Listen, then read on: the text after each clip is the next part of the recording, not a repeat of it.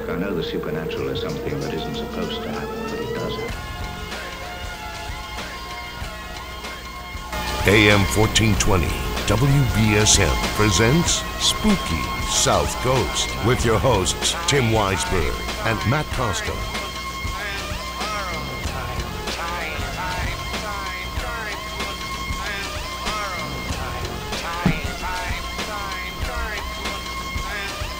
Good evening and welcome to the better late than never edition of Spooky South Coast. Man, you think I'd figure that stuff out by now. Here I am telling people, oh, I can come in and fill in for shows and do all kinds of stuff, and I can't even get that to work. So, but Matt Costa came in and saved the day. Kind of. I like the Abe Lincoln look you got going on there. It's nice, isn't it? We don't have a camera pointed on you for Spooky TV, so I'm going to try talking into the microphone. That sounds better if I do that. Slightly. That usually works. Well, see, what it is I made all these adjustments for the cameras for Spooky TV on SpookySouthCoast.com, and one of them is I'm not talking directly into my camera, into my microphone. So, look at, see, too far, too close, too far, too close. This is turning out to be one of our best shows ever so far. All right, we are going to be talking though with a great guest tonight. We have Geoff Holder joining us. He's going to be talking to us about some of his new works, including the Jacobites and the Supernatural. And also a little bit later on in the show, we're going to be joined by Bill Lichtenstein, who you might remember his name as Little Bill if you're a fan of a old rock and roll station that used to be in the Boston market, which we'll get into a little bit later on. We're going to talk about an exciting new film project coming out about that as well. So a lot to cover. So let's jump right into it with our guest. Geoff Holder has written almost 20 non-fiction books on the paranormal, the peculiar, the gothic, and the gruesome, from the Jacobites and the Supernatural, and 101 Things to Do with the Stone Circle to Scottish Body Snatchers, and 9 titles in the Guide to the Mysterious series, covering everything from the Lake District and Loch Ness to Glasgow and Aberdeen. His work encompasses folklore, archaeology, local history, parapsychology, ghosts, Forteana, neo-antiquarianism, I tried that 5 times fast, and witchcraft, with a side order of gargoyles and graveyards. He has over 30 jobs. He's had over 30 jobs, once lasting an entire morning in a slaughterhouse, and won numerous awards as a video scriptwriter and producer. He joins us on the phone, all the way from, is it Scotland, Geoff? Is that where you're calling from? That's correct. I'm calling from there. How's the sound from this side of the pond? Sounds like you're in the same room as us. Excellent. And you know, we want to talk about all this stuff that you write about, and especially the Jacobites and the Supernatural, but I just got to ask you, what happened in the slaughterhouse? I lasted until lunchtime and decided to quit. Just a little too gruesome for you? It was cold, it was dull, and, you know, I was young, I was foolish, I could do these things. But you didn't get all the free steaks you thought you were going to get either, huh? No, I didn't, not quite. So it's not a big leap to go from working in a slaughterhouse for one morning to covering some of the gruesome stuff that you've written about in some of your works. That's true. But, the slaughterhouse was a long time ago, when I was a callow youth at the time. Yeah. So how did you get involved in researching a lot of these stories? And, I mean, you cover such a wide variety of topics. I mean, it's not just paranormal stuff. I mean, there's so much into what you do. Basically, how do you attack some of these stories with such a wide scope? Well, it's the kind of material that I really love, and so that sort of powers it. That engine, that sort of desire, that enjoyment of the subject really powers it. But I suppose it's really sort of 3 things. Firstly, you're looking at published sources, whether those are in books or ephemera or occasionally online. Then there's talking to people who've had experiences or have got the sort of the family traditions, and then there's the going out and doing the field research, which is often the fun part, and wandering around and bopping into things, which is my standard research technique. Well, that's the way to do it. I mean, the fact that you can actually get out there and bump around is that says a lot more than some of the other people that are in the field. When you are putting together some of these different works, I mean, it must be a matter of a very wide scope that you have to narrow down. For example, 101 Things to Do with a Stone Circle. That's quite a bit of things to do. I mean, did it start off as like 500 things and you picked the 101 best things? No, I started with the title and wrote 101 chapters. And what it was about, it wasn't about the archaeology of stone circles. It wasn't about who built them or why they built them. It's what people have thought about and believed about stone circles in the past 300 or 400 years, and how that's changed their behaviors. So, you get things like, modern druid organizations, belief in ley lines, UFOs, but also their role in, things like rock festivals and garden ornaments and places to go on dining, all those kind of things. That's basically how I sort of approached it. Is there a lot of when putting something like that together? I mean, is there a lot of tongue-in-cheekness to what you do too? It depends on the subject.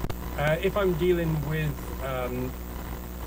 things such as murders or body snatching, then that benefits from a direct approach, I think. But when I'm dealing with something like 101 Things to Do with the Stone Circle, there is a degree of a sly humour creeping in on a regular basis. It's very hard to keep a straight face when you're dealing with the full range, the full florid range of supernatural beliefs. Because that's a question I have as a writer myself. I mean, to be able to strike that tone in two different works, you write a couple of books in a certain vein, you become known for that style of writing, and to be able to tune in and out. I mean, is it difficult for you as a writer to remember what tone and what voice you're using in the different works that you're doing? It's not particularly difficult because the tone, the voice is determined by the subject matter, and also because I've already decided in advance sort of how I'm going to approach it. As I said, if it's to do with criminality or murder or that kind of thing, then it has to be a serious tone. I think that you have one thing that I probably lacked, and that sounds like you have tact. So that's probably where my troubles are coming about.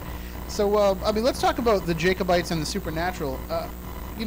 For those who aren't familiar, why don't you share with them about the Jacobite era? Because, you know how we are here in the United States. We don't really pay attention to, European history as the way that we should. Yeah, I'm afraid you are going to have to get a bit of a dip into dip the toe into a little bit of history here. Oh, we love that. I'll give you advance warning. There can be dates, and there are kings. We love it. So there'll be a test later. Okay? I'm taking notes. What I need to take you back to is the year 1688. Okay, and this is the time when the principal conflict in British political life is religious. Britain used to be a Catholic country. It was now a Protestant country. State religion was Protestant, but there were a lot of people in the country who were Catholics. Many of those people were very prominent. The king, James II, had been crowned as a Protestant, but he actually came out of the closet a few years later as a Catholic. When his son was born, it was clear that his son would be raised as a Catholic. British royal family would become Catholic. That couldn't be allowed to happen. So the British establishment fomented a bloodless coup d'etat. They basically kicked out their king for being a Catholic, and they replaced him with the king's daughter and her husband, both of whom were Protestants. James went into exile. The Latin word for James is Jacobus, and hence the term Jacobites. And that's when, for the next 60 years, James, then his son, and then his grandson all try to get the throne back. And it was not a particularly happy time in history, that's for sure. No, this was a de facto civil war. It didn't last for 60 years. It sort of there were periods of conflict, but when those conflicts were in place, the nation was split, families were split. A good example, in sort of 1745, you have landed families in Scotland splitting their sons, having one son go to fight for the government and the other son go to fight for the Jacobites. That way, whichever side won, they would be on the right side. It was that kind of vicious, divisive nature, exacerbated by religious hatred. And when you're dealing with the different religious perspectives, that also kind of brings in certain, in addition to whatever they may feel toward each other as people, they have the prejudices against their beliefs. And I can only imagine when dealing with some of the supernatural stories, there's a lot of territory that goes with it in terms of, which belief system involves the different stories. Yes, that's right. Firstly, war is the crucible of folklore. If you have armed conflict and you've got that prospect of imminent death, and then if you survive, you've got the relief of not dying, then that sort of creates its own sort of deeply embedded sense of supernatural folklore, supernatural belief. But at the same time, the various religious positions were being utilized in propaganda. Mm-hmm. So, for example, the government forces, the ones who were against the Jacobites, they regarded the Jacobites as pathologically superstitious, and a lot of their propaganda sort of was focused on that. Whereas for the Jacobites, a lot of their propaganda was about looking into the future, prophecies and omens to say that they were coming, they were going to take the crown, they were going to take back what belonged to them. So you can see that they're both religious and sort of supernatural elements were at play here. Well, in the book, do you explore the ideas that were going on between them and the differences in those beliefs, or is it focused more on the result of that era and some of the hauntings that may have occurred as a result of that Civil War period? Well, I actually do both. I look at what people were saying, what they were believing at the time, and how those positions, whether those would be religious or positions of supernatural belief, were being pushed in one way or another to as propaganda, or to convince others, or to denigrate others. I'm also looking at the way that affected behavior. Belief is all very well, but it's when it changes behavior that's when it makes it really interesting. And then later on, I look at sort of the later consequences, the alleged haunted battlefields, and the supposed influx of supernatural experiences at these locations. Because here in the United States, especially here in New England, we had King Philip's War, the war between the colonists and the Indians, and then of course we later had the Revolution and the Civil War here, and each era has kind of left its scars on different areas of New England and of the United States. So I'm sure that there's that same psychological imprint that's left in these areas as a result of what went on.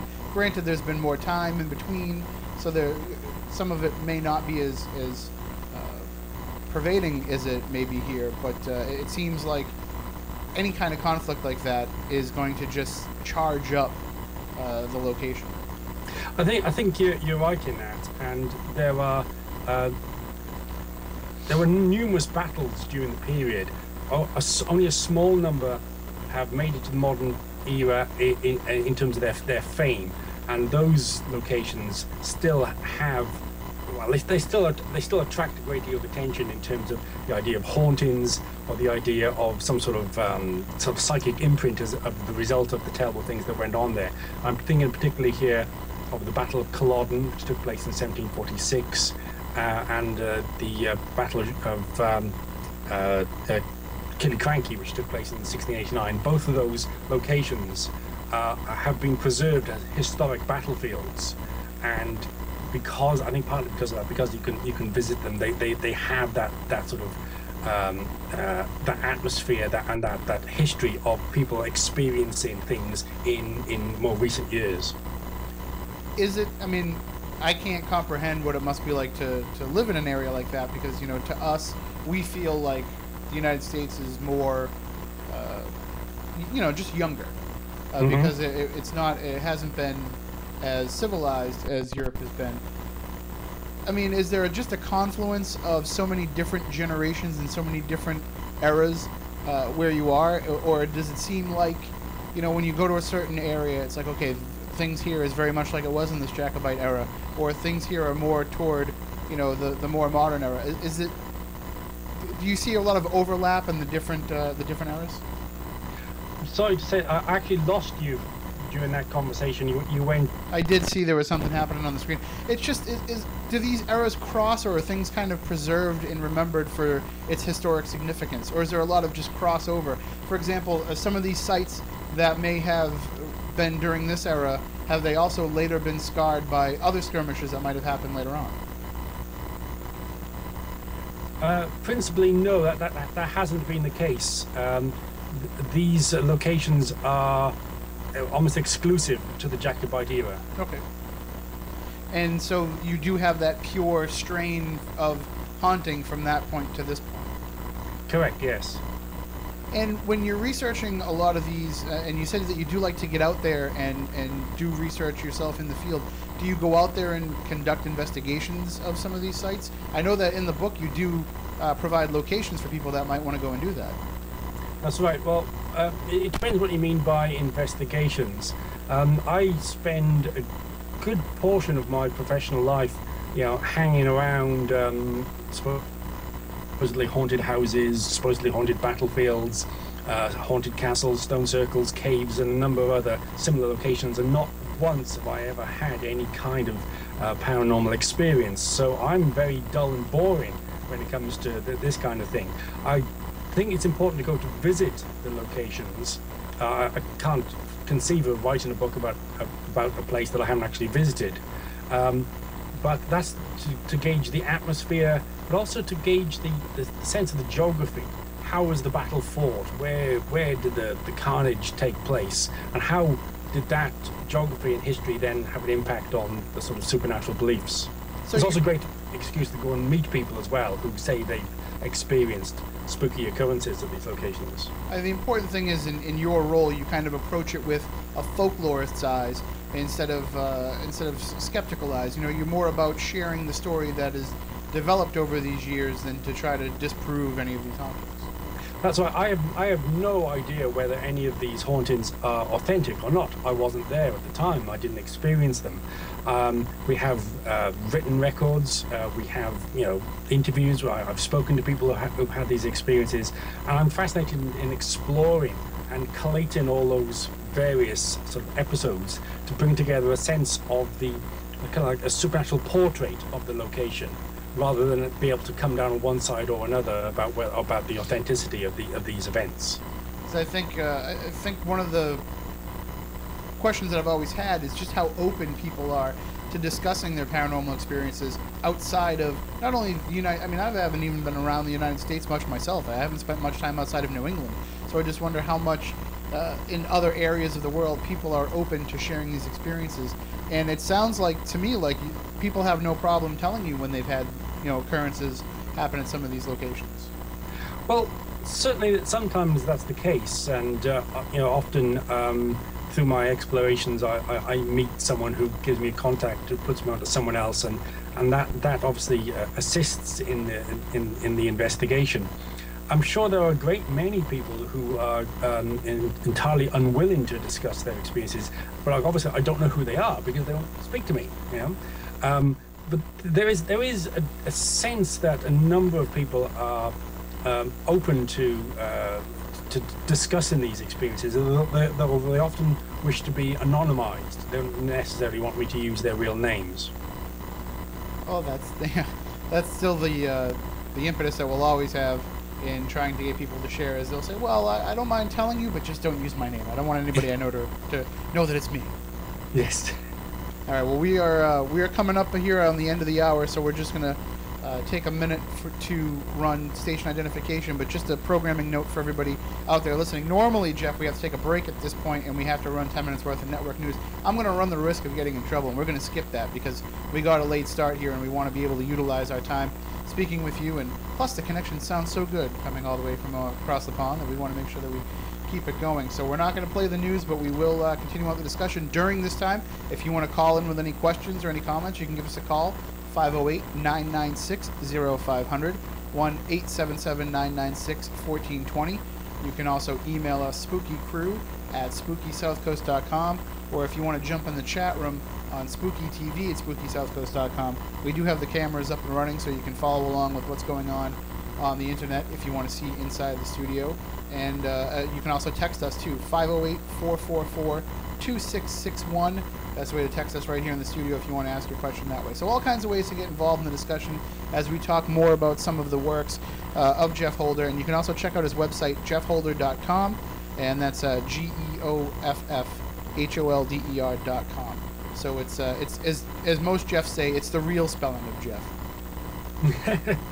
All right, so why don't we take 10 seconds here to pause for station identification, and we're going to keep going. So don't go anywhere. Stay tuned because the discussion is going to continue in just 10 seconds here on Spooky South Coast.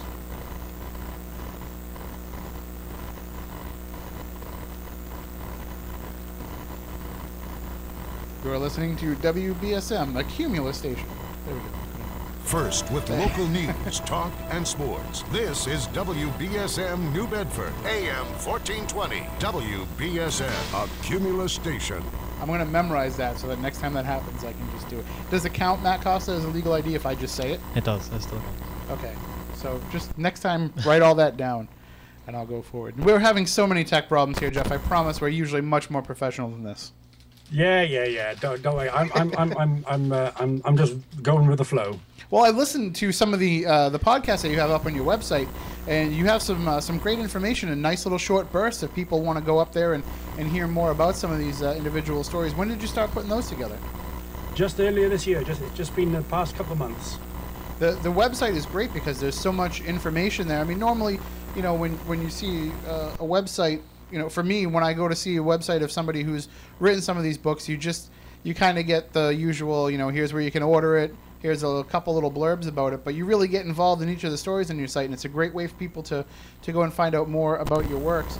Let's talk about some of the other things that you've delved into in your career as a writer. Chris, our booker, Chris Polzano, was telling me that you've actually done quite a bit of research into some odd crimes that have happened. Well, yeah, they're not that odd in the broader sense of criminological history. Unless by that, do you mean body snatching, or are you talking about murders? Body snatching in particular is something that we haven't really talked about, and I don't think people understand just how much of a problem that it used to be. Okay, once again, I'm going to take you back to a different era this time, from the late 18th century through to 1832. Several tens of thousands of bodies were stolen from graveyards in Britain. That's not a cottage industry. That's not an aberrant thing. That's a sort of a major commercial enterprise.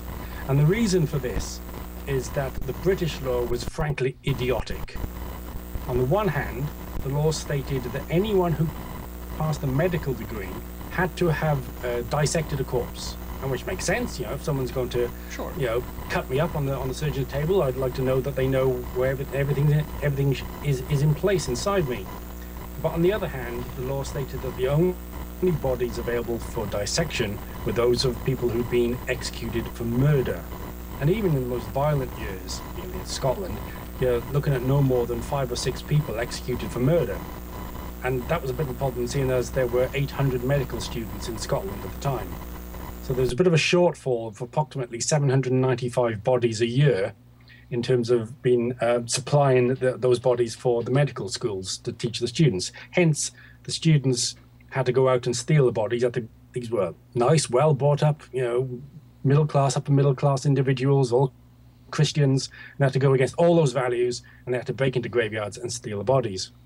And then what happened, once the demand reached such a peak, is that the entire industry was overtaken by career criminals, and they started taking the bodies and selling them to the medical students and to the doctors and making a tidy profit at the same time. And the especially good thing about that is, they would try to get them relatively fresh, obviously, and usually they would be able to make a little extra coin with whatever they found, whatever adornments they found on the corpse. Yes, that's right. Although they had to take care. Firstly, on the question of freshness, you're quite right. The price of the body depended on how fresh it was. So obviously they had a network of agents, usually grave diggers and local doctors, who would tip them off when someone had been buried in a country churchyard, so that the body snatchers could go out and take it, usually on the night of following the funeral. But in terms of what was on the bodies, it was a strange thing. The law stated that the taking the body was not theft, because the body didn't belong to anyone. And most of the the laws of the time dealt with property. The body wasn't property. But if you took the clothes that the body was dressed in, or you took the shroud that the body was wrapped in, then that was theft, and you could have 10 years in jail for that. Wow. So in most cases, they left behind the clothes. However, if there was any jewelry attached to the body, then that was probably fair game. It's amazing the way that they find ways around that.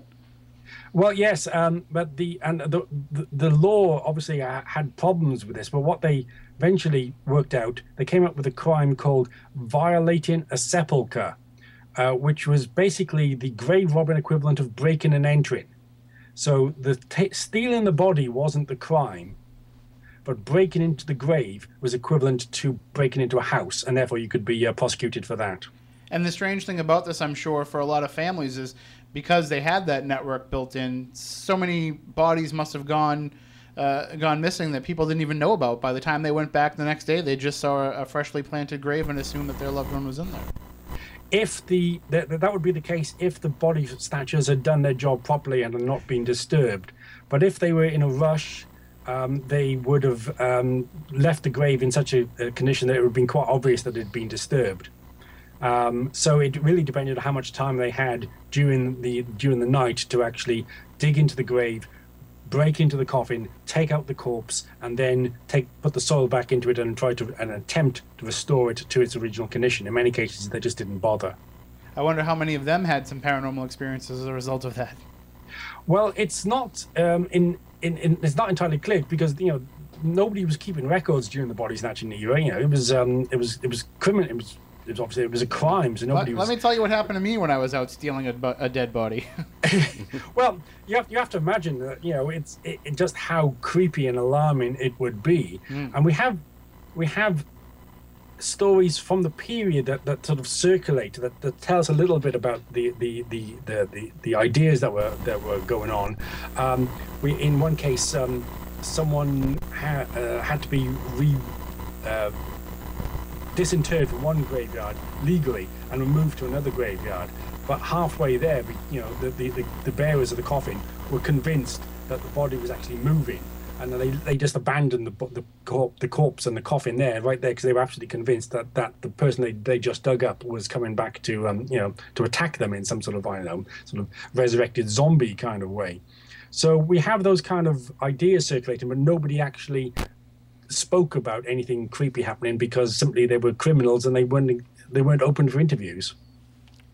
Well, at what point did it start to go bad for them? At what point and I don't mean that as a joke about the corpses themselves, but at what point did they really start to crack down and discover some of these people? Because these were not easy crimes to pull off. From what I understand, you could kind of pick out after a while what kind of person was a body snatcher by the scent that was usually around them. Yes, that's very true. For criminal body snatchers, they were often shunned in their sort of social situation, particularly if they lived in urban areas, simply because of that. Of course, the smell of corpses was something that medical students and surgeons would have been familiar with, and as with those around them. But what happened is that, not surprisingly, people got very unhappy about the idea of their loved ones being taken from the grave, and so they started to fight back. Various protective measures were introduced to protect the grave, physically protect the grave. People started forming watching committees. They would spend all night in the graveyard, often armed, and there are cases of exchanges of fire with grave robbers and people having scuffles. At least one grave robber was only rescued from a lynching by the authorities at the last minute. But then what happened was Burke and Hare. Now, everyone thinks of Burke and Hare as being body snatchers. In fact, they weren't body snatchers. They never stole a body from a graveyard in their lives. Burke and Hare cut out the middleman by simply murdering people and selling the fresh bodies to the surgeons.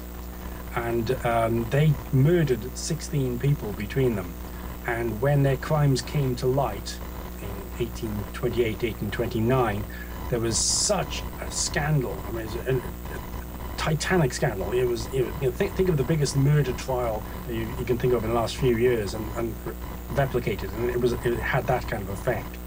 And that started the ball rolling in changing the way the law looked at body snatching and looked at the supply of bodies. And in 1832, the law changed and meant that bodies were now readily and legally available at a very low cost, and body snatching just vanished. It was no longer profitable. It was no longer something that could be pursued as a career, so people stopped doing it. I don't know if this was an actual case that happened, but I remember when I was in my younger days hearing, you know, the type of ghost stories people would share, and I heard a story of one particular rash of body snatching that was happening. A guy decided to put an end to it. He had himself buried and put into a grave, and you know, without dumping the dirt on him, but he was down there 6 feet down, laying in the coffin, and the idea was when the body snatchers were going to come, he was going to jump out and catch them, and then there you go. But what ended up happening is nobody came to snatch the body, and he ended up getting buried the next day without ever being able to get out. I don't know, is that a real case that happened, or is that just one of those nice ghost stories that we hear? Well, I haven't heard that story, and having read a great deal of body snatching literature from the period, I don't recognize it, so I suspect it's actually a piece of fiction, although I'll be really interested to hear if someone actually does have sort of chapter and verse as to this as an authentic incident. I heard it as a campfire tale, but if whoever told me about it didn't write it down, I'll be more than happy to take credit for it. I've heard the story before. But I want names, places, and dates. Absolutely. You know? I want verifiable details on this. It really just would be kind of just one of those ironic stories that I'm sure you come across all the time in your research. Yes, that's right. It's the kind of story that people love to tell. Mm-hmm. It's the precursor of the urban legend. It's short, it's sharp, and it's nasty. And it's got an obvious sort of moral. So it's just that's the kind of story people love to tell. I'll give you another example. There's a tale told of a pair of ne'er-do-wells going to a graveyard, and they dig up the body of a recently deceased woman, and to steal the rings from her fingers. And as they're trying to pull one of these valuable rings off, the woman wakes up. She hasn't been dead. She's actually been in a kind of coma. And they run off absolutely terrified. And she walks home in her funeral shroud, knocks on the door, and her husband opens the door and is absolutely, shocked, amazed, almost to the point of having a heart seizure because he sees the wife that he just buried. Now, I've been told that story, and I've read that story in at least 5 different locations and 5 different dates. So I'm not entirely sure whether it did ever actually happen, but in every place that it is alleged to happen, it's supposed to be real, absolutely authentic. Yeah, everyone claims that their version is the genuine one. Well, that's the best fictional story always starts off with, this is a true story. Yes, that's right, yes. And there's another sort of body snatching tale, which is, when I first encountered it, I thought, oh, this is wonderful. I found a really authentic body snatching tale. And it goes something like this. Pair of body snatchers steal a body, and they put it in a sack, and they put it in a wheelbarrow or on their cart or on their vehicle, and they decide to stop for a drink. So they go into the pub and they have a few drinks. But whilst they're doing that, someone who's seen them takes the body out of the sack and substitutes themselves. So when the body snatchers are now a bit drunk, get back onto the vehicle and they drive off, the sack comes alive and starts speaking to the body snatchers, who of course flee in terror. Once again, when I first heard that story, I thought, that's wonderful. And I heard it in another location, and I heard it in a third location. And by the time I heard it in the 6th location, all of which are supposedly genuine, I realized what we're looking at is kind of body snatching urban legend. And that is the hard part, is to tell, they're all good stories, but how much of them can actually be traced back? And I'm sure that you've found many a case that, when you trace the story back, you hear the story, and then when you actually do the research and find out the real story behind it, it's nowhere near as interesting as the tale that you were told. Well, there is that, but there are different ways of borrowing. People love telling these stories verbally, in social situations, in pubs, around the campfire, in work. They love telling these kind of stories, and when those kind of stories are told, the details are shorn away. They just sort of concentrate on the core narrative, and then when people borrow in the written word, they tend to take the original tale and they change the place names, they change the date, but they leave the rest of it there. So you can usually find the fingerprints of previous written sources quite easily. It's trying to track down whether or not a verbal story has any kind of original provenance. That's the really tough part.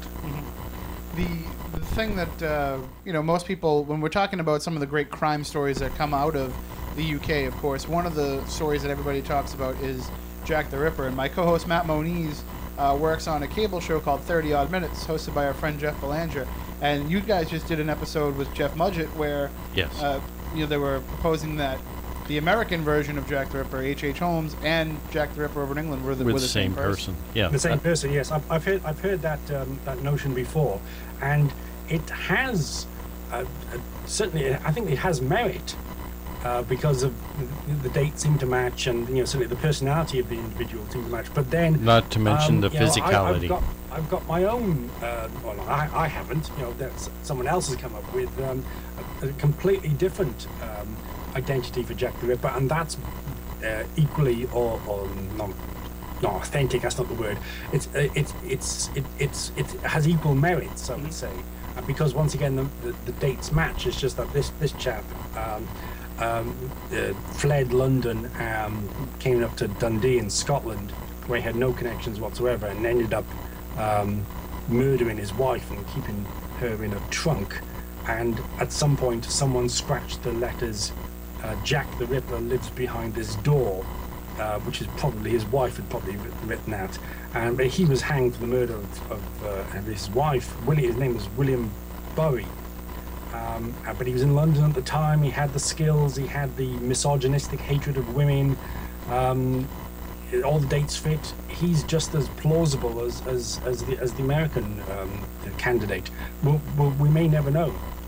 So, but at least in terms of that branch of research into the suspect, it would be your assumption that somehow his wife knew and she was trying to tell the world who it was? Yes, that's right. That's what the scratching of the lettering on the door where he lived is one of the great puzzles. It's a mystery. It's never been solved because we don't know who did it. The only person that he knew in the town was his wife. He was a complete stranger to the town. It's a mystery why he fled to this particular port from London. He had no connections there at all. He had no prospect of getting work. So the only candidate for writing that would be his wife. But perhaps she didn't mean it was really Jack the Ripper. Perhaps he was trying to warn people, trying to a plea for help, that an incredibly violent husband was this very dangerous individual. On the other hand, maybe she did suspect that he really was the Ripper.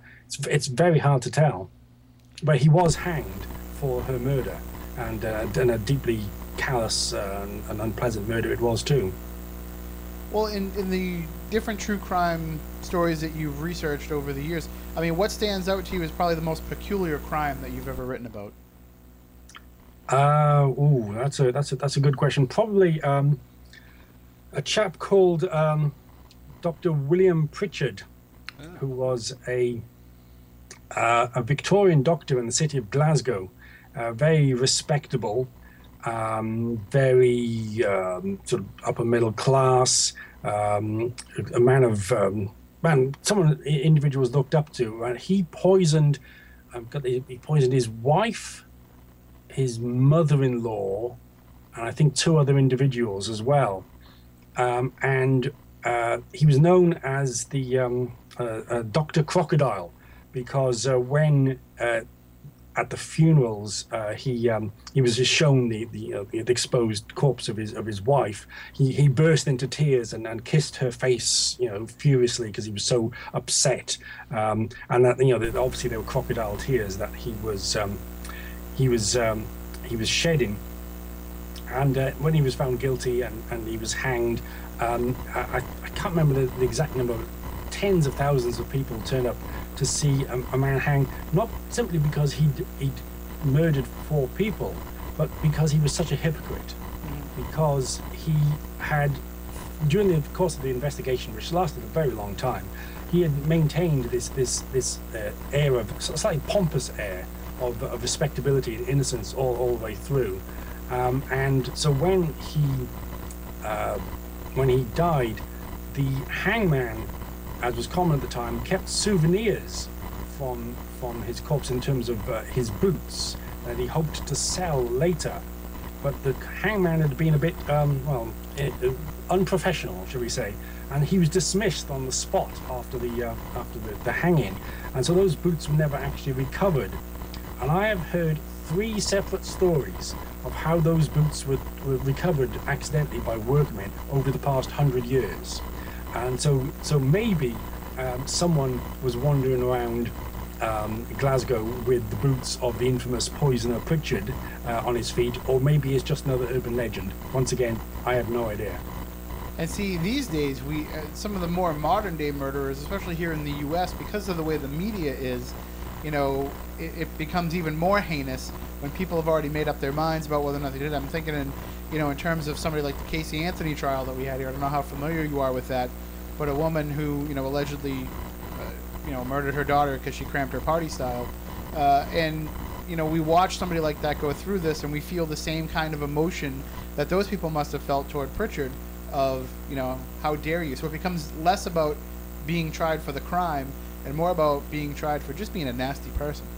That's right. I think you've got you hit the nail on the head there, because it's all about perception. There were many other murderers in Scotland at the time and in Glasgow at the time. Nobody remembers them at all. They barely form a blip in any kind of popular consciousness. But everyone who's read even the slightest bit about crime in Victorian Glasgow, they all remember Pritchard. Not because he poisoned those people, but because he was such a barefaced hypocrite.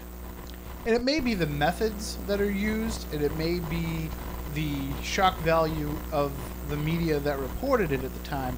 But it seems to me, when we're talking about Victorian-era crime, both there and here in the U.S., it always seems to be particularly gruesome. And there's always these long melodramatic stories as to why things happen. Here, our biggest Victorian-era murder, of course, happened here in our own backyard. We had the Lizzie Borden case. And it just seems like, for some reason, those Victorian murders, they just seem to capture people's attention more, and more stories come out as a result of them over the years as well. Well, partly it's the context of the changing media of the day. By and large, 18th century printed works were aimed at an educated elite, newspapers and such like. You did have broadsides, which were very cheap pamphlets that were tended to be circulated on the streets. But what they would be done, someone would buy them for a penny, and then they would read them to other people who were illiterate. By the time you get to the 19th century, you have large urban populations, many of whom are literate, and that created a new market. So it wasn't just newspapers. You have this whole explosion of popular magazines and other sort of similar publications feeding that sort of huge urban appetite for news, particularly news of a gruesome nature.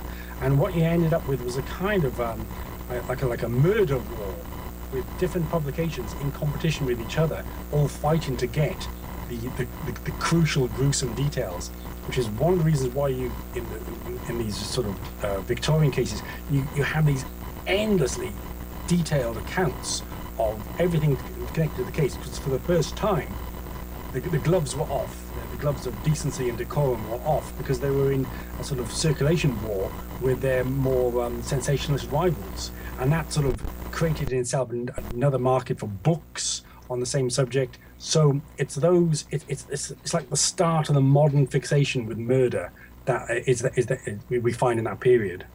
And also, too, I think part of it might be because it's an era of such propriety, where everybody was of a different ilk. They tried to be more civilized than perhaps some of the earlier eras, and definitely more so than more modern times. So when we look back now, hindsight being 20/20, we look at some of these people that were walking around prim and proper all the time with this Victorian sensibility, but then the stuff that was going through their minds and the crimes they commit are something that even today we'd say, ooh, no. Yes. I think once again you've hit on something there. I'll give you another example. This is another crime from Glaswegian, the Victorian period in Glasgow. A young Frenchman was found poisoned, and his lover was accused of the poison, and she was named Madeline Smith, and she was 18, and she was very good looking, and she came from a very wealthy, very respectable family. And during the trial, the great sort of focus was on the letters that the couple had exchanged, because I'm going to shock you now. These two young people, they've been having sex. What? I know. It's an appalling thought, and it absolutely gripped the Victorian imagination that this this person from the upper echelons of society could stoop so low. And in the end, she was found. There's a unique Scottish verdict. Most courts in the world have guilty and not guilty. Scotland has those, but also has something called not proven. Not proven simply means that we think we know you did it, but we can't prove it. And she was found not proven for the murder, but she became this like notorious figure. Everyone was focused on her, not because she may have murdered her lover, but because they'd been amorous and they'd written about it in their letters to each other. And there was that sort of what was behind the respectable facade that really sort of gripped the audience at the time. See, that's what's fascinating to me about the different cultures is the way that things are looked at. I mean, and I wish we had that verdict here because that would have been the perfect OJ verdict. Yes, indeed, yes. But do you find now, as you're putting all these stories together and when you're working on these books and you're going back and finding these, obviously we're looking at through the filter of 21st century citizens, but do you find yourself kind of being able to put yourself into the time period of when these things occurred? I mean, I know by going to these locations that certainly helps, but are you able to kind of see through the eyes of what you think people might have seen them when they happened? Well, in some cases it's very difficult to do, and I think the most difficult aspect is the element of faith. It's very hard for me to reconstruct the religious context, particularly say from the 17th century, when people were willing to slaughter vast numbers of their fellow countrymen in the name of religion. That I find very hard to get a grip on. It's a lot easier for me to get into a Victorian mindset. And I have to say that if I've been writing on this for a while, my wife does notice that my language changes. I start having the cadences and the rhythms of the sort of the reportage of the Victorian period. So it does take me over a little bit. Well, certain periods do anyway. I can just imagine what it must be like to try, to live with somebody that walks around and suddenly starts talking like, they're from the 17th century. Yeah. She has to stop me every now and then, and point this out. I do a funny thing with my 7-year-old where, if he starts getting upset about something, I throw out a quick Cockney accent, and it just cracks him up to no end. And, we'll be out in public, and he'll hear somebody with a British accent, and he'll be like, Dad, do your British voice. I'm like, I don't think people from Britain like to hear, like, Monty Python caricatures of their own countrymen. Yes, we do like that, yes. Okay. All right. Well, now, we talked about some of your works that you already have, but I noticed on your website there's a whole bunch of stuff that's slated to come down the pipeline real soon. Yes, that's right. Haunted Dundee is coming out in, I think, March, I believe. And Dundee's a large industrial city on the east coast of Scotland. It's never really been touched by people writing ghost books before, for the simple reason that it's not very attractive. It's a dull industrial town. I know Dundonians won't thank me for saying that, but I've got all these ghost books on my shelves.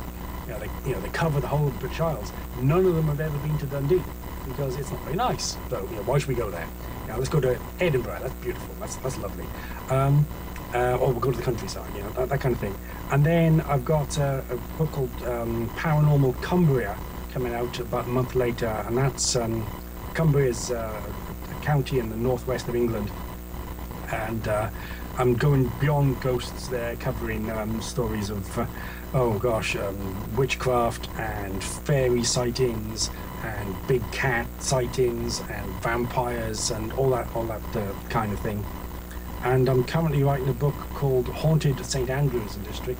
St Andrews is a small university town on the east coast of Scotland, So its ghosts are a lot more refined. You know, they tend to be ghosts of academics and monks and people like that. You know, so it's because it's a completely different atmosphere for that. Well, we'd like to have you come back and talk about those works, and we promise we'll have all the technical stuff sorted out so we can have the full show and not be cut short by tech issues here. But we're glad that, you know, without Skype, we'd never be able to talk to somebody over there because, you know, the phones here, we have to put 10 cents in if we want to call down the street. Yeah. I think Skype is just wonderful. I'm a big fan. Skype, the reason why we have to keep you up at 3 o'clock in the morning. That's very true, yes. All right, well, thank you very much for joining us tonight again. Geoff Holder's website is geoffholder.com, Geoff Holder.com, and it'll be linked up on SpookySouthcoast.com as well. Stay tuned for all the works that he has coming up there as well. And I want to thank you not only for your writing and for your research, but I want to thank your fellow countrymen for Innocent Gun, which I've recently discovered. You're most welcome. All right. And if you ever come this way, let us know, and we'll be glad to sit down and have an Innocent Gun with you. That's very kind of you. And can I just point out that for listeners who are on your side of the pond, you can get my works on Amazon.com. Absolutely. There's a whole page on my books there. And we'll also put them up on the store on SpookySouthcoast.com as well. Much appreciated. All right, thank you, Geoff. Geoff Holder is his name. Check out his website, geoffholder.com. We're going to take a break. When we come back, we're going to talk about the American Revolution, but not the American Revolution in which we took care of some of Jeff's neighbors down there across the pond, but with the American Revolution being rock radio here in America. So stay tuned. We'll talk about all that coming up in just a few minutes here on Spooky South Coast.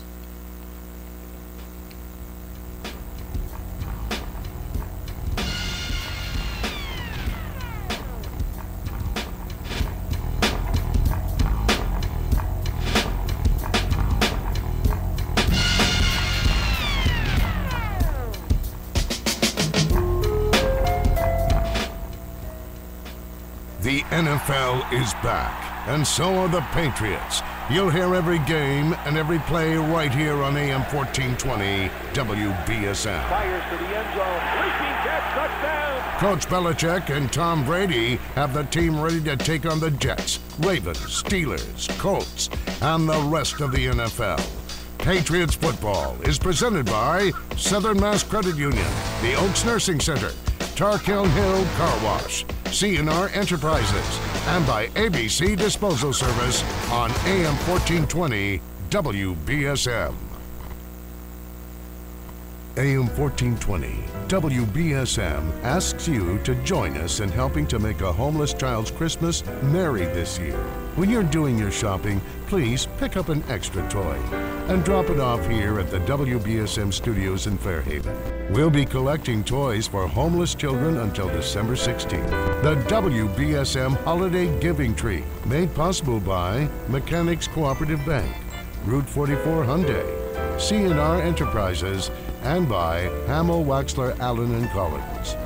Thank you for helping to brighten a South Coast homeless child's Christmas with AM 1420 WBSM.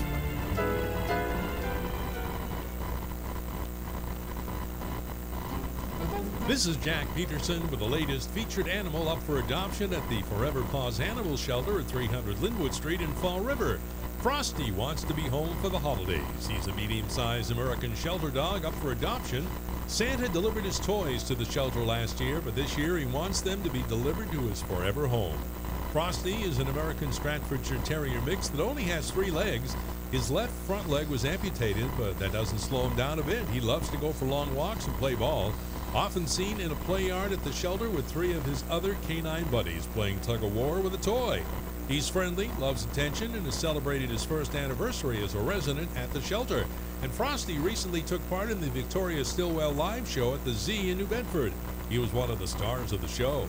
It's time for Frosty to go home. For more information, call the shelter at 508-677-9154 or visit their website, foreverpaws.com. A picture of Frosty can be viewed on the site. My name is Sue Smith.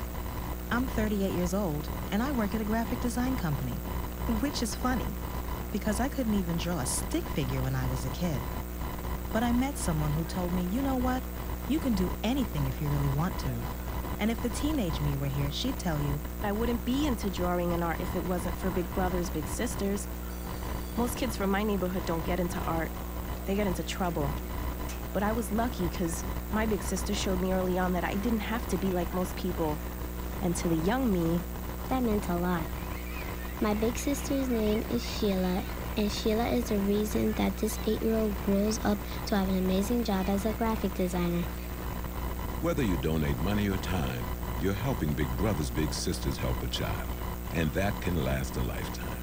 Start something today at bigbrothersbigsisters.org. Brought to you by Big Brothers Big Sisters and the Ad Council.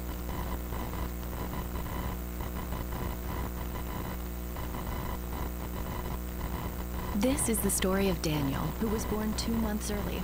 His lungs weren't ready. His heart wasn't ready.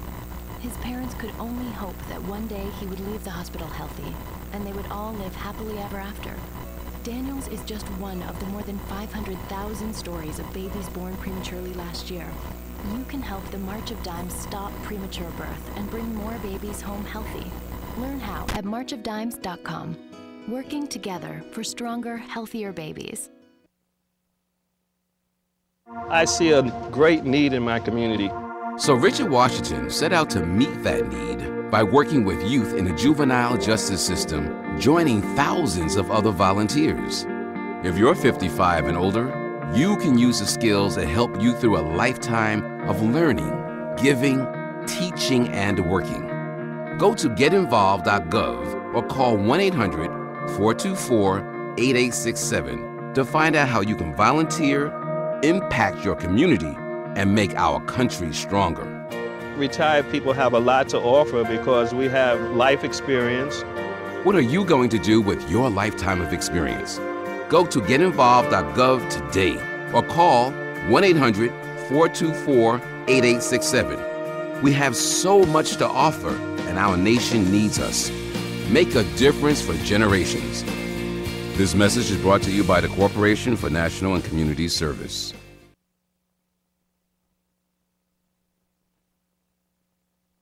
This heavyweight bout is about to begin.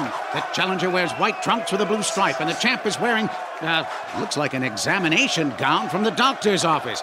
And from the back, we can... Ooh, that's not pretty. Champ, what's with the crazy getup?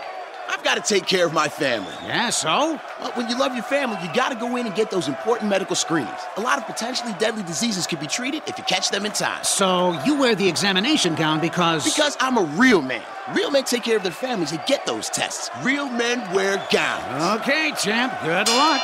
Here we go. The champ's not wasting any time. It's over. This fight is over. Champ, you barely broke a sweat. Any words for your fans out there? Remember, go to ahrq.gov for a list of the tests they need to get and when to get them. What was that web address again? ahrq.gov. And remember, real men wear gowns. Go to ahrq.gov. This message brought to you by the U.S. Department of Health and Human Services, AHRQ, and the Ad Council. Major League Baseball players are getting in on the action. Hi, I'm Michael Young. I'm Chris Young. I'm Carlos Pena, and we're getting in on the action. Thousands of high school students across the country are getting in on the action by volunteering in their communities. Action teams of high school students are joining Volunteers of America and Major League Baseball players to help train and inspire the next generation of volunteers. It's easy to start an action team at your school, so you too can get in on the action. Are you in? Log on to actionteam.org. Are you in? The Boston Bruins are going strong, and you can hear all the action from the Stanley Cup champions right here on AM 1420 WBSN. Whether the Bees are on the ice at TD Garden or on the road, you won't miss a play. Bruins Hockey, presented by Hamill, Waxler, Allen & Collins, Mechanics Cooperative Bank, Royal Health and Tabor Nursing, and by Route 44 Hyundai. Your home for the Boston Bruins is right here on AM 1420 WBSN.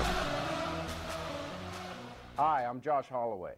Growing up near the Great Smoky Mountains, the national parks have always been a part of my life. They're living, breathing monuments to our nation's history and culture and need our care and support. I can't imagine a day when these natural treasures may not be around to enjoy, but years of underfunding, pollution, and climate change have taken their toll. So join me and the National Parks Conservation Association in ensuring our national parks are available for future generations. For more, visit preservetheparks.com.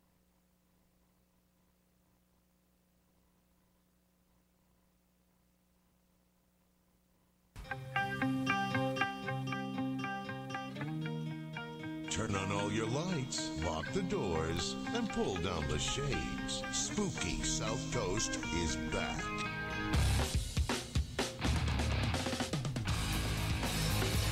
All right, welcome back to Spooky South Coast. Tim Weisberg here, along with the silent assassin Matt Costa and science advisor Matt Moniz. And if you are from this area, if you're from Massachusetts, if you're from New England, and if you're from the same crowd that we're from, then WBCN meant something to you back. And I think I can get away with saying it here on the WBSM side of things because, you know, it's not on the broadcast radio anymore, but it is still alive in some fashion. It's an HD station, and it streams online, and it streams through apps. So it is still out there. However, it's not the omnipresent signal that it once was, and it was something that really made a difference in people's lives.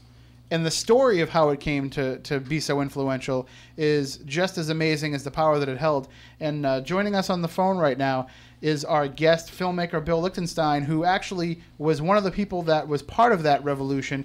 And now he's putting it all together in a new film called The American Revolution. He started at WBCN in 1970 at the age of 14 as an intern, and then worked his way up through the ranks. And now that you're a filmmaker, is it kind of strange to think that at 14 years old you got to start when there's people who are, 14 years old now that will have never have heard of WBCN?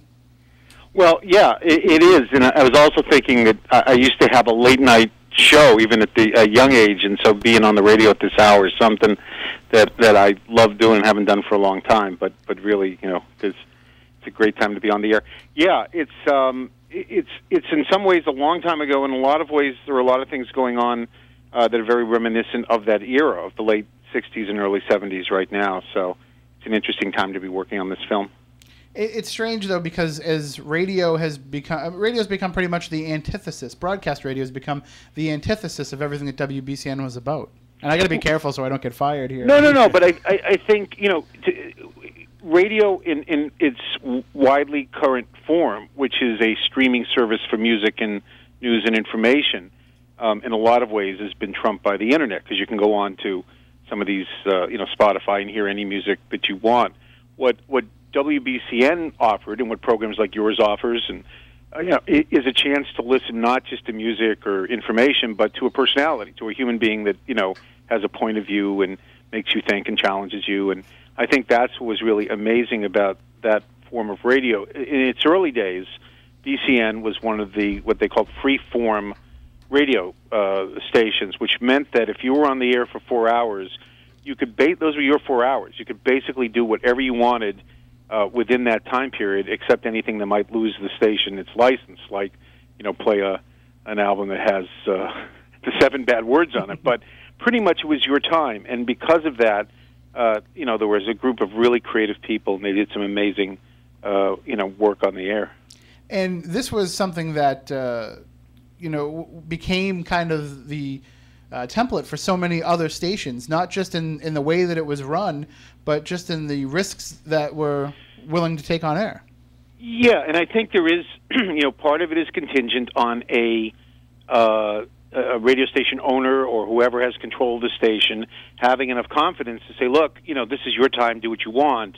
I think the creeping, and it's the same in news, it's the same on television in a lot of ways. The creeping interference comes from people who say, well, do whatever you want, but could you play these songs and could you read and suddenly it's no longer really, its own thing. And so I think that began to happen with a lot of radio as time went on. But in its early days, it was just a remarkable station. And most importantly, and it's really what the documentary film we're working on, The American Revolution, is about, is that WBCN and its listeners and its extended family of people who were involved in underground media in Boston in those days had a tremendous impact locally and nationally on the culture, from music to art, the politics, and social change in general. The station, as you will see in the documentary, was such that you could go from one end of Boston and one end of Cambridge, and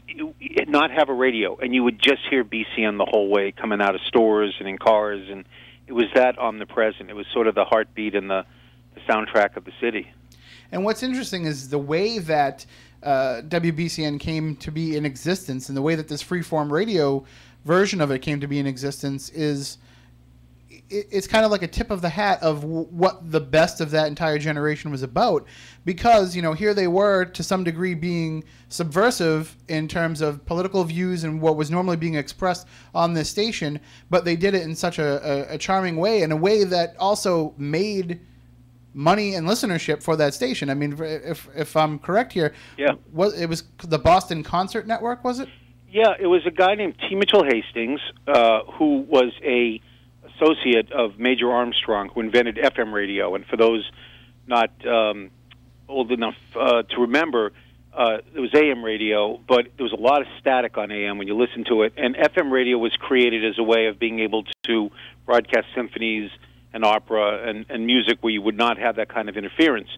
And T. Mitchell Hastings was an engineer and a friend of Major Armstrong's, and he was trying to build a chain of symphony classical music stations up and down the East Coast. So there was a BCN, which was Boston Concert Network, and NCN, New York Concert Network, and I think Hartford had one, HCN, WHCN.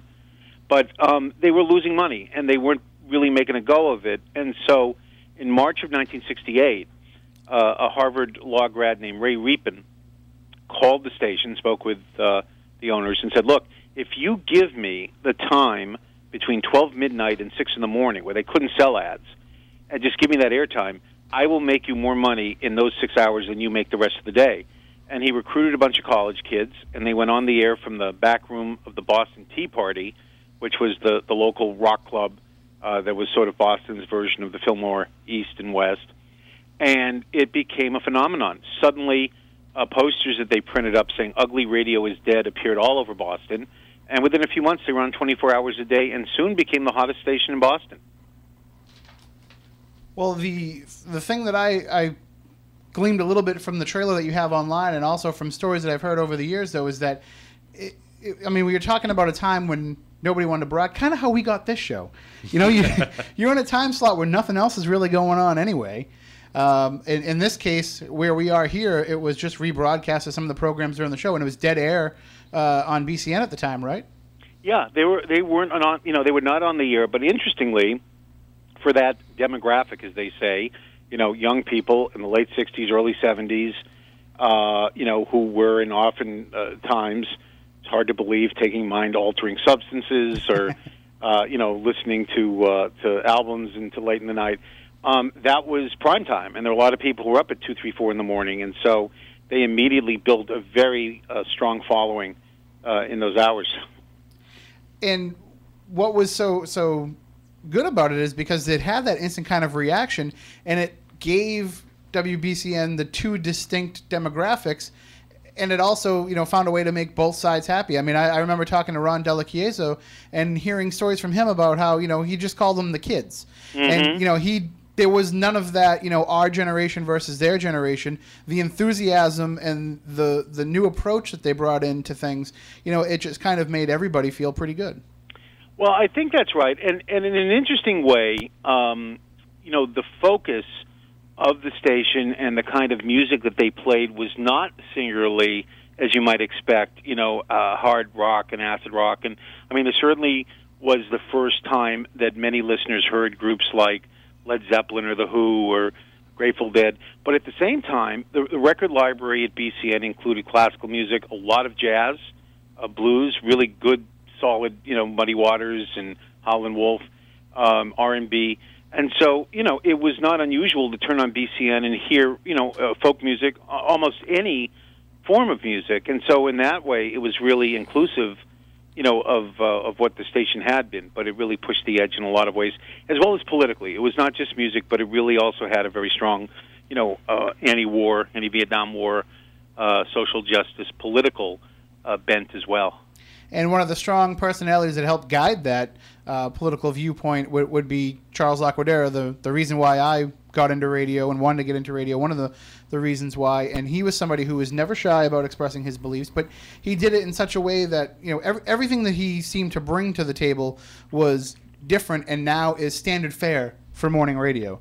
I mean, now so much of what we hear is just some version of what he originated, and when he did it, it was kind of like a thumb in the eye of the establishment, and now it's part of the establishment's handbook that they hand out to the new hosts in the morning. I think that's right, and some of it was just simply iconoclastic, you know, rebel without a cause, but most of it was really very sensibly targeting what people felt were, in the same way, you know, there's a clear sense today about Wall Street and the financial industry and what's going on. You know, there was a very clear sense that the war in Vietnam was being driven in large part by financial interests of a lot of corporations and government interests, and you know, a lot of it was very, you know, carefully targeted to those things. But you know, one of the things that was interesting about BCN, and Charles talks about it in the film, is that it was never overtly dogmatic. In other words, we never said and couldn't say in those days because of the way radio licenses were, you know, write to the governor and tell him to sign the bill in which, you know, Massachusetts, you know, formally protests the war. What we would say was call the governor or telegram the governor and let him know how you feel, and then we would play, you know, like Bob Dylan or something. So it really, you know, clearly I think had a very strong following, and I think everybody knew what the messages were. The news department, though, was much more, I think, overt in its coverage, and although it really was a supplement to what people got from the Boston Globe and, you know, the evening news. It wasn't meant to be the whole story, but it gave an alternative view, I think, that was hard to find in those days before the internet. And what's amazing about this film that you're putting together now is not only the story that you're telling, but the star power that you can bring into it, because so many of these names that you read, if you go online, there'll be entire lists of all the different DJs that have worked there, and they're just such influential people in the broadcasting industry today that it's hard to imagine, you know, how many more lives they've touched and what they've gone on to, and how much effect they've had and how many careers they've launched just by doing what they did.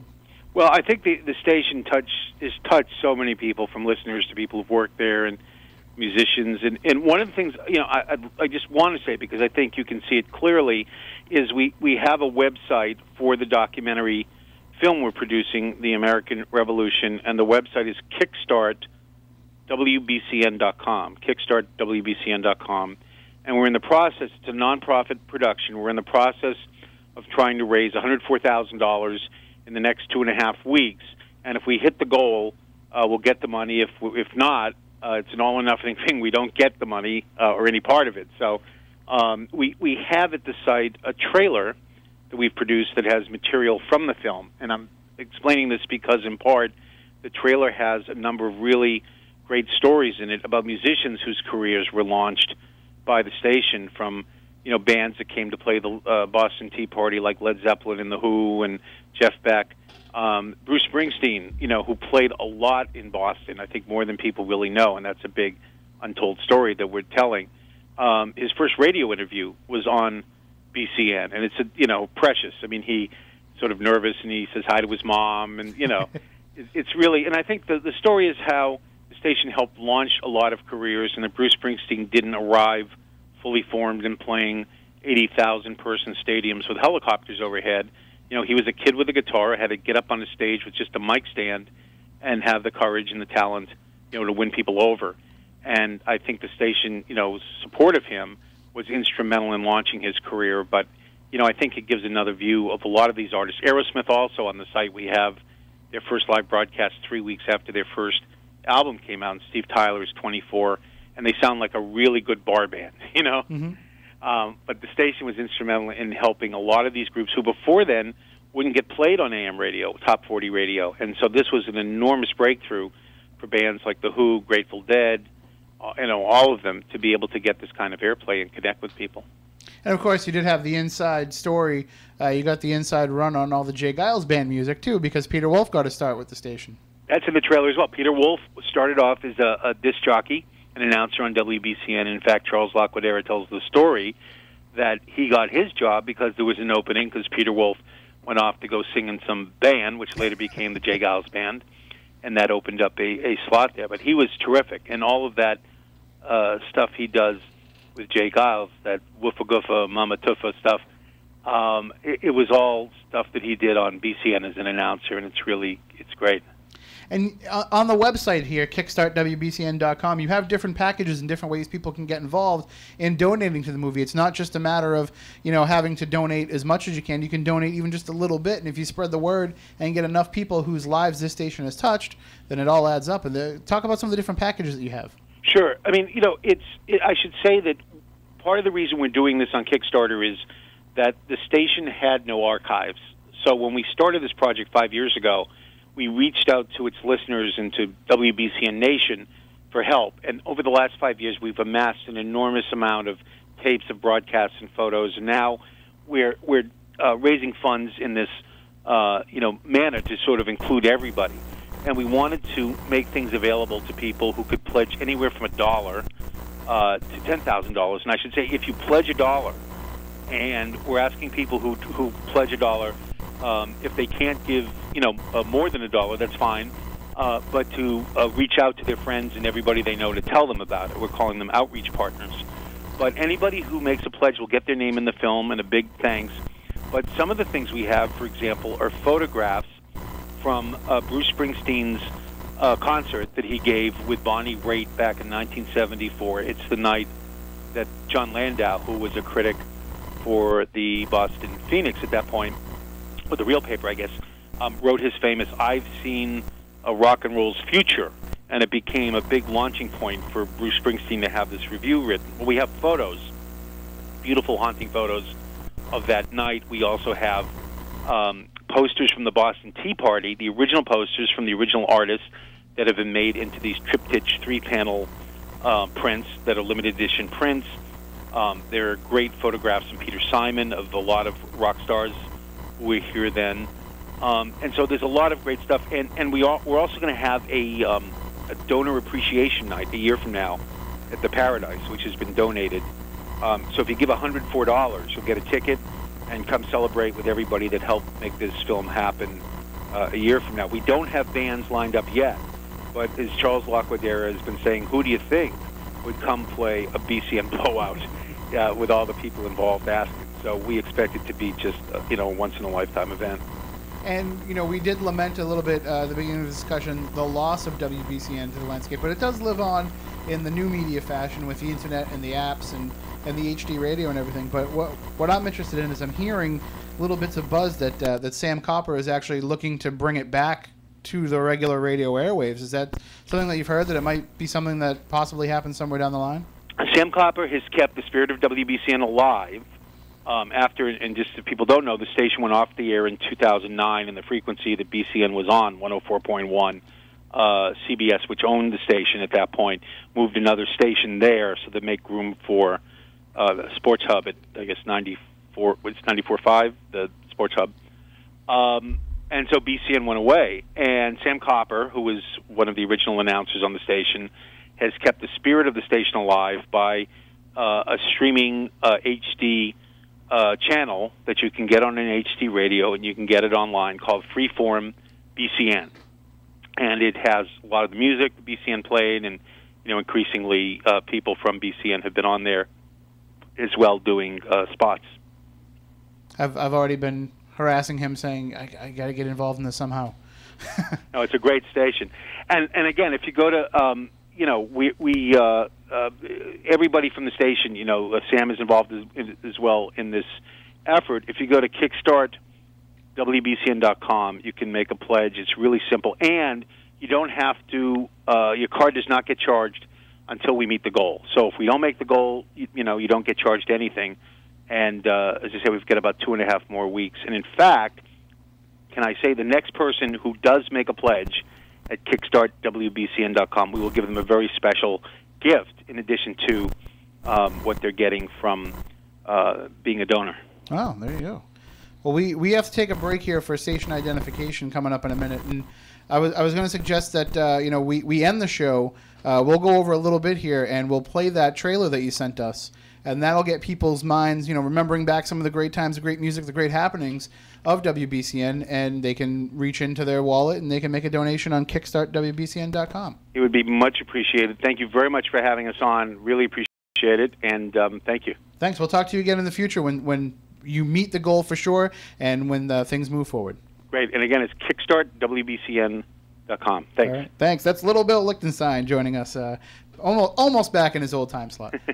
All right, have a good night. Thanks, Bill. Thank you. And to everybody else out there, before we play this, I will say that we will be back next week to talk more about the paranormal and other cool things that we think are awesome, as we are each and every Saturday night. So I'll say goodbye. I'll say until then, for Matt Moniz, for Matt Costa, for Chris Balzano, I'm Tim Weisberg. We want you all to stay spooktacular. We want you to stay tuned for some WBCN memories. First with local news, talk, and sports. This is WBSM New Bedford, AM 1420. WBSM, a Cumulus station.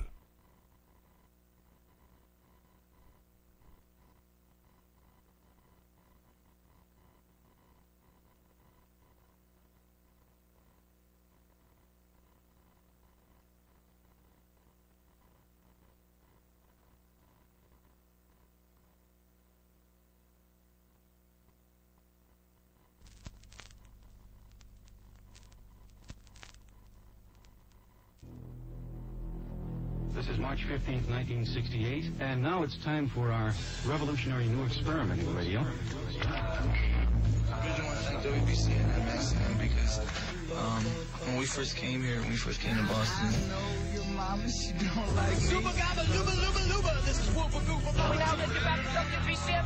The police then fired tear gas directly at ground level, shooting at people. 104, BCN. Computers rushed in.